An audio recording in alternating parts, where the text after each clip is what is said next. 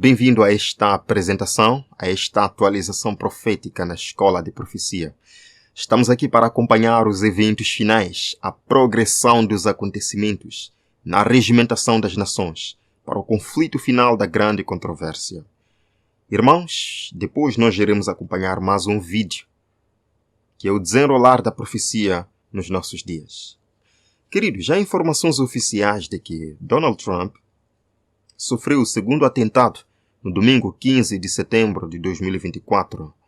E eu não quero falar apenas disto, mas mostrar principalmente para os irmãos o que estão dizendo os líderes religiosos cristãos na América.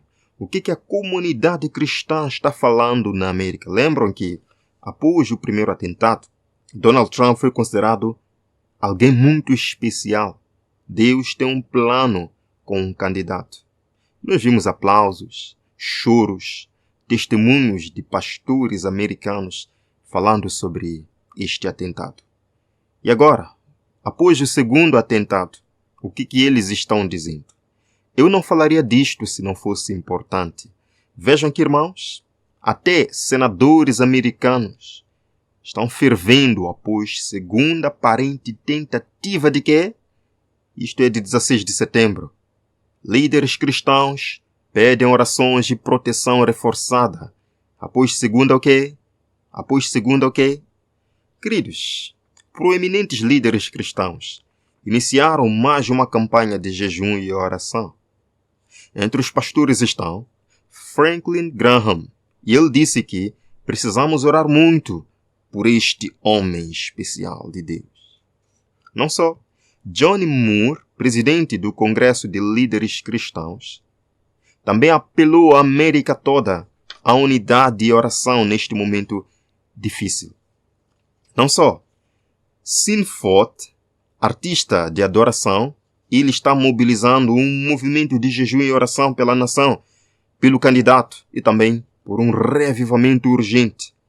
Greg Laurie, ele reconheceu que Deus tem um propósito em livrar este homem mais uma vez. E ele diz que a América tem que voltar para Deus agora. Este é o momento da América voltar para Deus. Samuel Rodrigues, ele diz que estamos em um momento crucial na história da América. Vejam, queridos, momento preocupante para os americanos. Líderes de quê? Vejam aí, o site Líderes de Igreja. Sim? Líderes de igreja reagem a uma segunda o quê? Irmãos, 16 de setembro de 2024. Queridos, e é claro que depois destes lamentos, eles vão deixar a moral da história. Ok, estamos lamentando, mas então? E depois disto, o que vamos fazer como cristãos na América? O que a América deve fazer para evitar esta situação? Vejam, moral da história. Aqui está. Ousado e direto. A crescente separação da América de Deus. Isto vem do The Washington Times. Veja, irmãos, é dito. Se a América quiser permanecer livre, a América deve retornar a Deus. É neste ponto que eu queria chegar. Irmãos, está claro. Satanás está criando caos na América. Uma situação social realmente caótica. Mostrei para vocês já alguns dias atrás que até casas de pastores estão sendo invadidas por homens armados. Isto está virando um caos. É Satanás quem traz isto. E ele, Satanás, vem também com uma solução. Temos que voltar para Deus. E é interessante, é claro que as pessoas devem voltar para Deus. Mas a pergunta que eu faço é, para estes líderes, em que consiste a América voltar para Deus? É dito que é apenas senso comum. Você não pode ter direitos e liberdades dados por Deus se Deus for removido da equação. Uma lição importante. Cristãos, saiam e votem. Aqui está o apelo. Cristãos, saiam, votem. Precisamos de Deus. De volta à América. Saiam e votem. Coloquem uma pessoa de Deus para acabar com estes problemas na América. Vejam, em última análise, os cristãos são responsáveis pela alma da nação, diz aí o pastor palestrante público que lidera esse coral. E continua a reportagem dizendo, então, Se os Estados Unidos da América estão enfrentando tempos sombrios, como estão, pode-se argumentar que isso se deve em grande parte à incapacidade dos cristãos de lutar efetivamente pelo futuro dos Estados Unidos da América. Entenderam? Se a América está neste estado hoje, deve-se também à incapacidade dos cristãos de lutar pela América, de lutar pelo futuro da América. Os cristãos são incapazes. Por isso, ó cristãos, despertem, vamos votar, para que tenhamos de novo capacidade de transformar a América, de curar a América. Perceberam, irmãos? Vejam aqui também. Segundo o que, irmãos? Segundo o que? Mas vejam, aqui está. Eles dizem, precisamos retornar à civilidade em nosso discurso público. E o mais importante, a América precisa se voltar para Deus. Precisamos nos voltar para Jesus Cristo. Precisamos nos voltar para a Bíblia. Amém? Que assim seja. Que a América seja convertida para Jesus. Mas da forma correta, por meio do estudo da palavra, da conversão do coração. Mas vejam o que eles dizem. Nosso país foi construído sob preceitos bíblicos. O primeiro livro em nosso sistema de escolas públicas foi a Bíblia. Nossas leis eram baseadas em princípios bíblicos. Mas hoje, não podemos nem afixar os 10 mandamentos em uma sala de aula. Os irmãos perceberam? Eles aqui estão lamentando. A América foi fundada sobre a Bíblia. Mas hoje, nem para colocar os 10 mandamentos na sala de aula é permitido. Os estados estão lutando para isto. E outros boicotando este projeto. Como é que nós queremos sobreviver como América? Os irmãos percebem que eles estão dando uma solução simples para voltar à moralidade na América. Voltar-se à palavra de Deus, voltar-se a Deus. Mas eu continuo perguntando, em que vai consistir isto? Vejam, à medida que vemos a anarquia nas ruas e a violência se espalhando pela nossa sociedade, as pessoas clamam pelo retorno aos valores familiares. Mas precisamos de mais do que valores familiares. Precisamos ter um conjunto de padrões. E os encontramos nas páginas das Escrituras. Eu não acredito que eles falaram isto. Está claro, irmãos? À medida que a anarquia, que a corrupção na América vai se espalhando, eles vão clamando por leis para salvaguardar a família, mas não só para salvaguardar a família, mas para retornar a América a Deus. Eles dizem, precisamos de um conjunto de padrões, de um conjunto de regras encontradas aonde? Nas Escrituras. Queridos, deixe-me vos dizer, falta pouco. Eu acredito que isso será em breve. Depois de Louisiana, Texas está tentando, vários estados americanos vão decretar os 10 mandamentos de volta às escolas para acabar com essa vergonha. Isto vai acontecer em breve. Lemos aqui, irmãos, o Grande Conflito, página 587. Esta mesma classe apresenta a alegação de que a corrupção que rapidamente se alastra é atribuível em grande parte à profanação do descanso dominical e que a imposição da observância do domingo melhoraria o quê, irmãos? Melhoraria grandemente a moral da sociedade. Que deve haver um conjunto de padrões encontrados na Bíblia para que a América possa seguir os 10 mandamentos de volta à praça pública.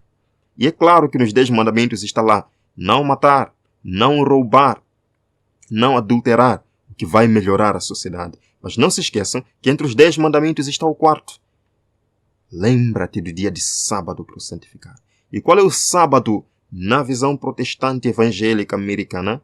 É o domingo. Portanto, se são 10 mandamentos para trazer às escolas, o domingo também estará lá. O domingo estará lá. E quando lemos o Grande Conflito, é dito que o domingo surge também num contexto de melhoria da moral da sociedade. Queridos irmãos, eu tenho fé, eu acredito que isto vai acontecer em breve. Quando? Eu não sei, mas vai acontecer em breve, com base nos últimos acontecimentos. Bem, vamos ao nosso vídeo de hoje. Em 15 de setembro de 1990, aconteceu algo que poderia ter mudado o mundo. E ainda estamos sentindo os efeitos disso hoje. Provavelmente passou despercebido pela maioria das pessoas, mas posso garantir que isso foi realmente inovador. Estou falando, é claro, sobre a estreia do Capitão Planeta. Se você não sabe, de acordo com a Wikipédia, Capitão Planeta e os Planeteers é uma série de televisão animada de super-heróis ambientalistas americanos. Também diz que o programa é uma forma de edutainment e defende o ambientalismo. Alguns até argumentaram que era, na verdade, uma forma de propaganda ambiental. Mas acho que todos podemos concordar que seu objetivo era ajudar a moldar as mentes de uma geração de jovens que um dia poderia se juntar à luta para salvar o planeta. Mais de 30 anos depois, a busca do mundo para salvar o planeta continua. Então, como chegamos de lá até aqui? Neste vídeo, vamos aprender a história de como passamos do Capitão Planeta para a Conferência sobre Mudanças Climáticas, COPs. A maioria das pessoas não percebe, mas essa história começa há quase 2000 anos, com Jesus sentado com seus discípulos no Monte das Oliveiras, discutindo os sinais que aconteceriam no fim do mundo. Nessa conversa, Jesus falou sobre muitas coisas diferentes. Ele falou de guerras, rumores de guerras, nações lutando contra outras nações. Mas, no contexto do que estamos falando, as coisas mais relevantes que ele disse que aconteceriam são fomes, pestilências, terremotos. E, em outro registro de suas palavras, ele também disse que nações ficariam angustiadas com perplexidade, o mar e as ondas rugindo. Agora, eu não sei sobre você, mas se olharmos para essas palavras, fome, pestilência, o mar e as ondas rugindo, então isso com certeza soa como mudança climática para mim. Vimos o mar e as ondas rugirem como resultado de um terremoto em 2004 na Indonésia, onde mais de 250 mil pessoas morreram. Vemos os mares e as ondas rugirem toda vez que há um furacão. E não se engane, as nações do mundo estão angustiadas e completamente perplexas, enquanto tentam desesperadamente resolver o problema. Eu nunca me tornei um planetia, mas os pontos desta música são muito importantes de atentar, porque nos ajudam a entender o que realmente está acontecendo nas COPs e a mensagem que está sendo apresentada. Número 1. Precisamos de um Salvador, como o Capitão Planeta. Número 2. Parte de salvar o planeta envolve nossos corações, o que significa que precisa haver um componente moral para essa causa. Número 3. Todos nós precisamos nos unir para travar essa batalha para salvar o planeta. Número 4. Precisamos reduzir a poluição a zero por todos os meios necessários. E número 5. Precisamos lutar contra os bandidos que gostam de saquear e roubar. O que estamos vendo nas reuniões das COPs é que os homens e mulheres mais poderosos se unem para lutar pelo planeta. Nestas conferências, a mudança climática é enquadrada como uma batalha pela sobrevivência. Na mente de muitos, esta é a nossa última oportunidade de salvar o planeta, e muitos estão dispostos a fazê-lo por qualquer meio necessário. Um exemplo extremo do desespero das pessoas que temem os efeitos das mudanças climáticas vem de um homem chamado Magnus Sutherland, um professor sueco da Escola de Economia de Estocolmo.